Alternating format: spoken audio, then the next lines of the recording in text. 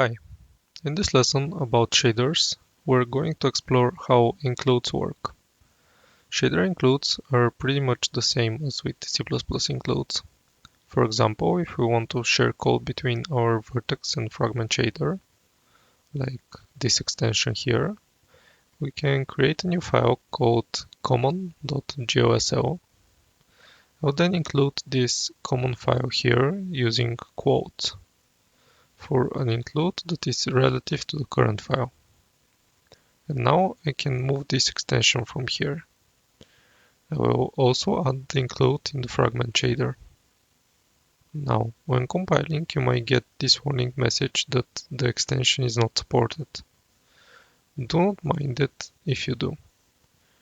Everything should still work as expected, and the extension is just indicative for the IDE.